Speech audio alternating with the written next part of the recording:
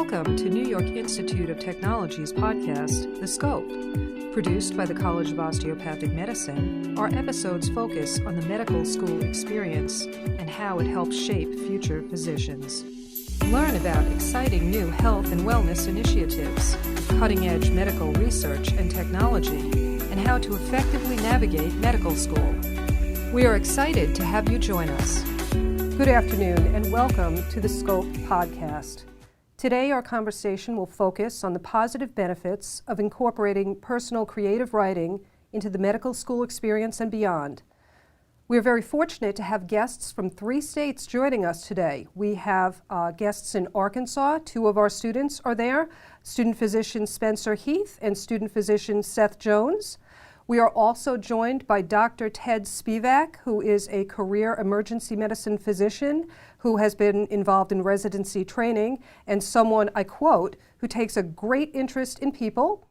And in New York, I am very pleased to have NYIT Vice President for Health Sciences and Medical Affairs and the Dean of the College of Osteopathic Medicine, Dr. Jerry Ballantyne. And finally, our medical student from New York, student physician Max Cohen. Thank you very much for joining us today. So I'd like to start the conversation with you, Dr. Ballantyne. Can you tell me a little bit about your experiences with Dr. Spivak and how you met? Well, Ted and I actually met twice. We officially met when Ted hired me for my first job in the Bronx as an emergency physician. And then as we worked together there, we figured out that we had actually worked a shift together years earlier when I was a medical student, and I think Ted was probably a senior resident or a pediatric emergency medicine fellow in an emergency department in Philadelphia, because we were sharing a patient experience and we realized this was the same patient we were talking about. So Ted hired me for my first official position, and through his support and mentorship, I was able to become a residency director, and he really influenced me during my career. I still look back fondly on many shifts together in the emergency department, and also many great teaching rounds with our medical students and our residents. Dr. Spivak, what was your opinion when you first met Dr. Ballantyne? I think I knew quite early we were kind of kindred spirits. We were interested in a lot of the same things. We have the same sense of humor in many ways. And I knew right away we were going to be a good team working together. Dr. Spivak, I've had the pleasure of reading numerous stories that you've written. Can you tell us how your interest in writing began and how that related to your decision to enter the medical profession? Well, before I was a doctor, I was an English teacher, and I was a hopeful creative writer. I was looking for something interesting to write about because my life didn't seem that interesting at the time. And through a friend of a friend, I met an intern in Philadelphia who invited me to join him on rounds on a couple of overnight shifts because he said there were lots of interesting things happening in the hospital. So I thought that might be a great opportunity for me to find some things to write about. But ironically, it made me interested in pursuing a career in medicine. So things kind of turned around. I went from being writer to physician, and as time has gone on now, I'm kind of transitioning back from physician to writer. Do you find that you write your stories in real time, or do you do them from memory? So many of my colleagues have written things down that they would like to write or talk about, but I've never done that. All of my writing comes from memory, and I think that works for me because in time, things that start as events actually turn around in your mind, you turn them over in your mind, and they become stories rather than just events. You write a great deal about your career experiences. How did that help you in the aftersight? You're saying that you don't write or haven't written in real time. So when you reflect, what does that do for you? It helps me to put life, career into context. I've always thought that the emergency department is kind of a microcosm of the world. Very interesting things happen that really reflect what's going on outside of medicine as well as inside. And that kind of duality and joining together in my stories is one of the things that I like to try to do. I'd like to jump in with our medical student panelists at this moment. Seth, how do you feel as a medical student who enjoys writing? How does that help you in your daily activities? So that really allows me to look back through all the activities that I've been able to do in the past. So currently in my situation as a OMS2, I do a lot of studying and reading books and not a lot of patient contact. And so that reflection, going back through the good that I can do for people and how that has impacted me as well as the patients, has really helped me stay motivated throughout the studies, and then also look forward to the third and fourth year where I'll be interacting with patients on a more personal level. And how about a question from New York? Max, what is your feeling on this? How has your creative writing helped you in your medical training? I really started writing many years ago, and I feel like once I started my medical training, it sort of took a kind of a boost where I started writing more, and I think a lot of that came from starting to feel more, entering into medical school and then starting to interact with patients. There's a lot of that emotional component that goes into those experiences, and when I'm able to get a pen down on paper and release those emotions and speak about what it is that I'm going through, even if it means that no one else is reading it, but I at least can go back to that and reflect upon that and compare notes to how I'm feeling weeks later, months later, or years later. The creative writing aspect has really helped me just put everything into perspective and really draw out my emotion. Dr. Spivak, which stories do you choose to tell? How do you make that determination? Well, I think experience in medicine that I've had that I find to be intriguing, troubling, humorous, symbolic, moving, all those various categories are the kinds of stories that have stuck in my mind over the years. And I kind of revisit them mentally, and when the time seems right, I sit down and write a story about them. The stories are always true, but over time and through my imagination, they're never exactly as how they've happened, but they're essentially true. Do you share your stories with others?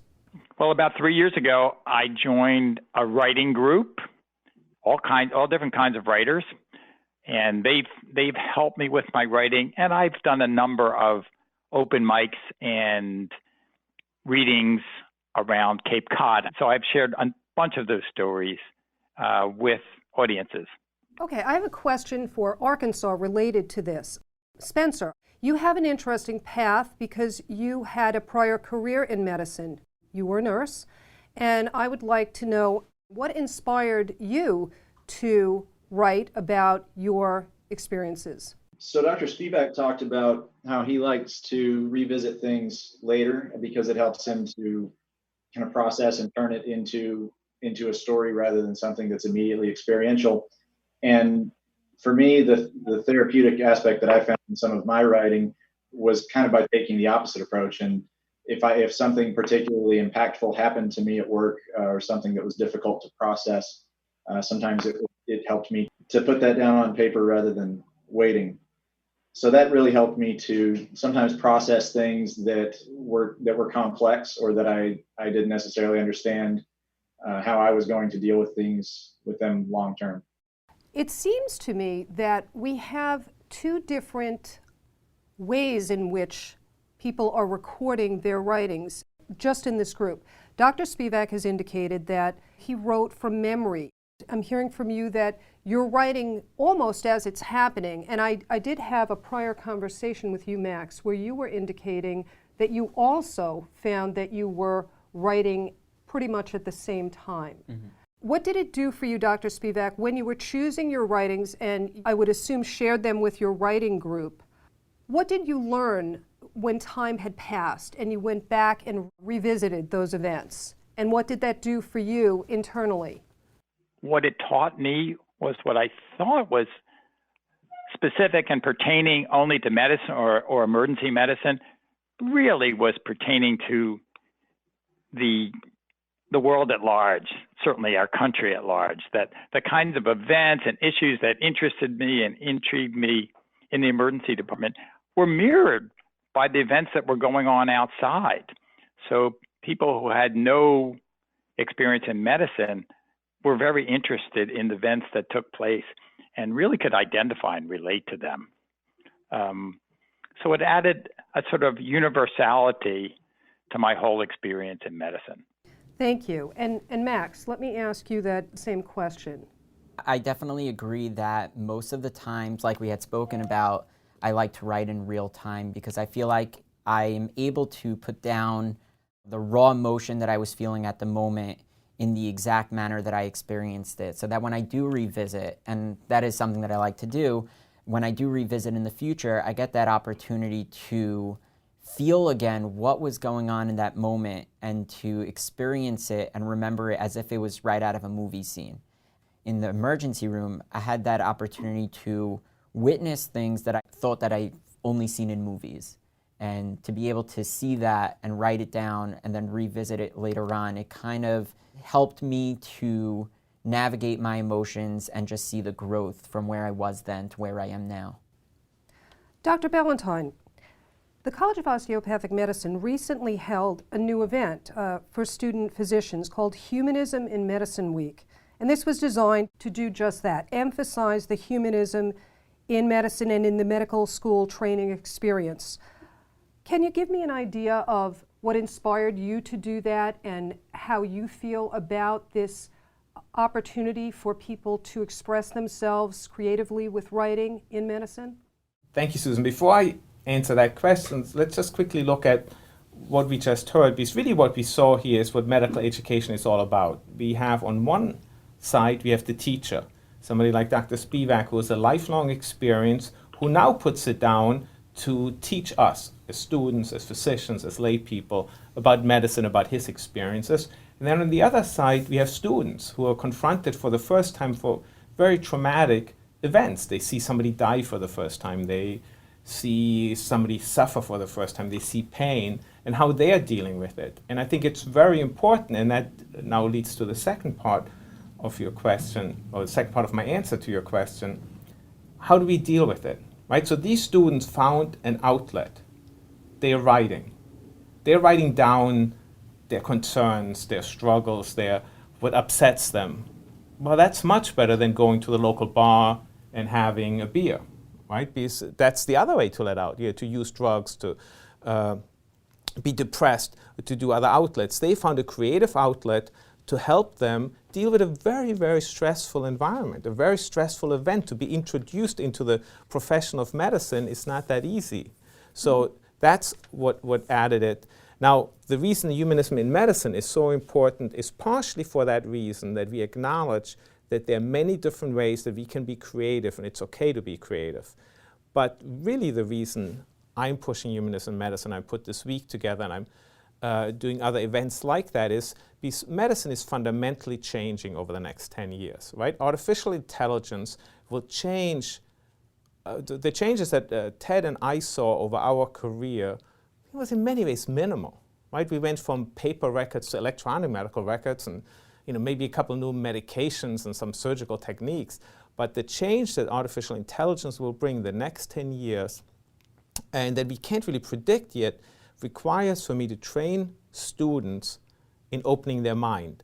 So when they're confronted with this new environment, they'll be able to accept it, deal with it, and improve their practice. So humanism in medicine, that week that we're celebrating, the writing workshops, the anatomy group on sketching, all of those are just meant to help students, one, digest what they're learning, but more importantly, prepare them for a future that we can't define yet. Ted and my future, when we graduated from medical school, it was very clear what medicine would look like in 5-10 years. Maybe now we have MRIs instead of CAT scanners or stuff like that, but there was no big change. The changes coming are fundamental to medicine, and that will require students to be prepared for it. I wanted to just respond to that, Dr. Ballantyne, and say that You know, it was interesting how you put that into perspective between the medical educator and the student. I also wanted to add that for me as a medical student, definitely writing things down on paper and these emotions and these stories has 1000% helped me grapple with that emotion and those experiences. But in another way, something that I've noticed from spending time with my family where there are no physicians in the family, or spending time in my local community with people who have no connection with physicians and or medical students and these experiences, one thing that I wanted to do with my writing as well is to share these moments with the lay people, because I found that most people don't actually understand what medical training is, what it's like to be a medical student, what it's like to be an attending physician. And through this, I've gotten tremendous feedback on people's ability to understand what we actually go through on a day-to-day basis. On the topic of feedback, I think this would be a good time to let our listeners hear some of the samples of our creative writing. Dr. Spivak, you have a story called The Pedagogue and the Turtle, and I know that our listeners would enjoy hearing this. Would you like to share that with us? I would very much like to. Wait till Spivak gets a load of this, I overhear from the residence lounge adjacent to my office, followed by the sound of high-fiving and laughter.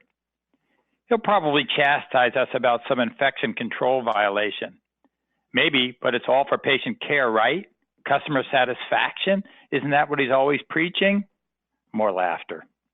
I am kind of intrigued. Although I have a stern reputation as ED and residency program director, I do have a covert sense of humor, even an appreciation of the shenanigans of residents. I am sure my residents would be surprised at a few of the stunts I was involved in way back when. This must be a good one, because all of the residents gathered for morning teaching rounds, along with rotating interns and students, are darting their eyes between me and a large plastic basin placed conspicuously on the counter across one of the patient bays.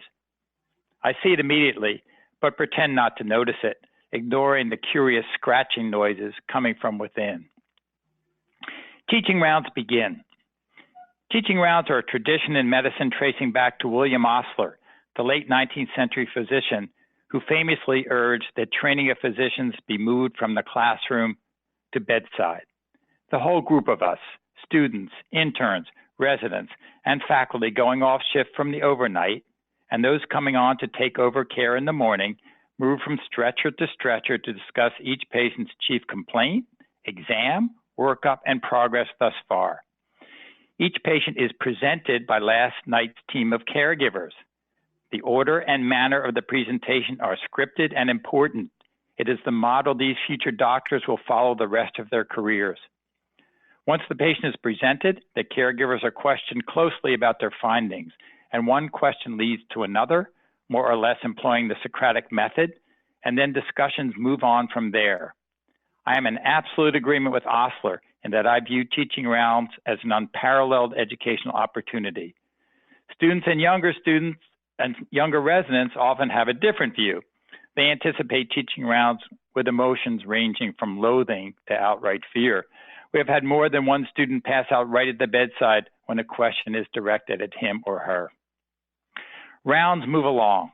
We transition from stretcher to stretcher until arriving at the bedside of the patient located across from the aforementioned basin. The resident begins her presentation in the usual manner. 45-year-old male, found on the street, intoxicated, arrived boarded and collared via EMS, obvious head wound. But then she veers off script, but with no change in the customary intonation. When we approached the patient, a large reptilian head jutted out from his coat pocket. Chief in our differential diagnosis was that of a snake, but physical examination proved it to be a turtle, which we removed from the patient's pocket and are now holding in a large basin. We have done a complete evaluation of the patient, but we are awaiting your expertise as to the matter of the turtle. I move towards the basin and peer in, and I am aware of the barely suppressed laughter escaping from the group. What I see is a rather large turtle crawling around the basin amidst bits of burger, ends of pizza crust, and grains of rice, left over from last night's food deliveries. only in New York, I think. The turtle appears interested, but the food remains untouched. I move back to the bedside, and without commenting on the basin or its contents, I ask the resident to please continue. When she concludes, I begin the questioning. What were your concerns with this patient? What kind of a head bleed? What role might alcohol play? Can you describe expected findings on the CT scan? How might the bridging veins be involved? In general, these questions are asked of the students first. If the students cannot answer them, we move up the line from junior resident to senior resident. By the time residents become seniors, they have most likely heard these questions on rounds 100 times, but that's the whole idea. Repetitio est mater studiorum. Repetition is the mother of learning. Still, I keep a few questions in my back pocket, ones even the senior residents have not heard before. These questions are meant to challenge them, to reinforce that they still have much to learn, and occasionally to remind them that they still don't know as much as their teacher. The team has done well thus far. They have answered all my questions correctly. It is time for me to address the turtle issue, so I pull some questions from my back pocket. Why has this turtle not eaten the food you've given it? First, silence. Then, because it's not its natural food, one resident offers tentatively. I shake my head slowly, indicating an incorrect answer. What kind of a turtle is it? More silence. I continue. Did you notice the yellow stripes on both sides of the turtle's head? Turn it over and you will find more colorful markings on the ventral side of its carapace. This is a painted turtle, I say, and painted turtles are pretty much omnivores, so they would probably eat at least some of what you threw into the basin. But painted turtles must have a water level above their heads in order to chew their food and eat it. To that end, I suggest adding about 3 inches of water to your basin. All the talk has apparently stirred the patient. He opens his eyes, looks around and cries out, "Donde está mi tortuga?" One of the residents quickly snatches the basin from the counter and carries it to the patient, who gently lifts the turtle out of the water and begins to stroke the top of its head. "I don't go anywhere without my turtle," he says, now speaking to us mostly in English. I had him since he was muy pequeño, his thumb and index finger indicating about an inch in size. "I carry him around in my pocket. Es mi amigo," he says, smiling and still stroking the turtle. We finish rounds. Arrangements are made to discharge the patient. He dresses and thanks us, smiling as he leaves, his head made conspicuous by the large surrounding turban-like bandage. Just as the exit doors open, the turtle cranes its neck and stares back at us from the comfort of its coat pocket, to say thank you, perhaps, before heading down the steep hill back to the streets of the Bronx. If only that turtle could fill out a satisfaction survey, I muse aloud, I'll bet we would score well. End of story. That was a great story, a really, really entertaining and great story. I'd like to ask the medical students in Arkansas, do you have a little feedback on that? Well, I think it's great because, like Dr. Spivak said, the emergency department tends to be a microcosm of the world at large. Life is cyclical and these experiences come back around. I personally have lived this. I've pulled a python out of a trauma patient's pants pocket before. I hear this story and I go, man, this is, I thought that was a wild story. Something how does this ever happen anywhere? And it turns out, no, other people have pocket reptiles in the emergency department. So the student is going to top the teacher's story. He's going to trump my turtle with his python. I think that's great. I think these are terrific stories. And we are fortunate today to have 2 other stories that we're going to share that come from different viewpoints in the medical profession. And now I'm going to ask Max Cohen if he would mind sharing his story about an event that occurred in the ER. Yes, of course. Before I do start that, though, I just want to say, Dr. Spivak, I really appreciated the comedy that you incorporated into that. So I'll begin mine now. Thank you. Thump, thump, thump, thump. The sound of my exhausted heels hitting the ground was all I could hear. Thoughts and thumps. Pieces of me are still left there at the trauma bay. Slowly, I'll need to pick them up and reshape the parts of me that shattered. Parts I'm still not sure I can quite identify. It was Friday, September 21st, 2018, at approximately 4 p.m. My phone buzzed. Gunshots on a basketball court, the notification on my phone read. Moments later, the call came in from EMS, and the red phone roared through the halls of the ER. 16-year-old male, GSW to the head. Resuscitation in progress 4 minutes out, EMS told the charge nurse. Surgeons, attendings, residents, nurses, techs, anesthesia, blood bank, crash cart, respiratory, and me, the medical student, all prepared to play God. You on airway, you on vitals, pointing to me, you CPR, you get a line in. Everyone else keep quiet and listen to the history from EMS, the ER docs directed so smoothly. EMS charged in with a stretcher, CPR in progress, delivering the history and transferring the patient. We took to our directives and acted swiftly with little thought. CPR continued. Roll him over on 3. 1, 2, 3. No exit wounds, someone called out. With every pump of the chest, it appeared the external appearance worsened, with little done to save this kid internally. Blood and brain matter splurged out the bullet hole, mouth, nose, and ears. Bedside ultrasound confirmed, no cardiac activity. Time of death, 16:14 p.m., announced the attending. I spent the next half hour cleaning the body to prepare for the family. We wiped the face and unveiled the innocence of a teenager shot dead while playing basketball in the park. I tied his legs together and then his arms so we can easily get a body bag under. I put a sheet over his head and moved his stretcher into a private room, awaiting the family's arrival. When the family finally arrived, we took them into another private room to reveal their son's condition. The attending physician began to explain the state of which their son came into the hospital until the father cut him short. He's alive, right? Where is he? I want to see him, he demanded as he turned toward the door to exit in hopes his son would be waiting for him on the other side. I'm sorry to inform you, your son died. Put bluntly, as we are taught to deliver this sort of news, to leave no doubts. The mother and father fell to the ground. Dad banged on the floor with his hand as he screamed, a sound that penetrated our hearts, sharper than any weapon ever could. Mom took to a corner with pain so visible, I wondered how she'd ever recover. Dad then sprang up and shouted, "It's not true. He's alive, he's alive, he's alive. My son is alive. Show me my son, he's alive," with tears now flowing continuously down his face. As soon as they entered the room, I heard a cry I thought I'd never recover from. Dad called out his son's name to speak to him, to wake up, to come back. Words of the Bible were shouted. Jesus called upon to resurrect the dead, and the name of an innocent 16-year-old boy repeatedly stated. I wanted to cry, but what right did I have to cry? Slowly, we left the room and called the priest to console the family. We, the medical team, turned to each other to share a moment without words spoken, and then marched back into the trauma bay to clean up and prepare for our next patient.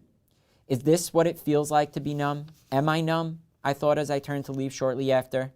The truth is, I don't know what I was feeling. I am still unsure what parts of me broke down that day, when I will recover, if I should recover, or what recovering really means. All I can say for certain is this, that I will never be the same. My hopes are that it will be for the better. Thank you very much, Max. Dr. Ballantyne, I would pose this question to you. And Dr. Spivak, you are both emergency medicine physicians by trade. Hearing this story from a medical student, how does that make you feel being in the teacher's role and having had the experience, as you were discussing before? You brought up an interesting point that there are many choices one can make to deal with this type of experience. And as a physician in emergency medicine, this could happen every day and probably does.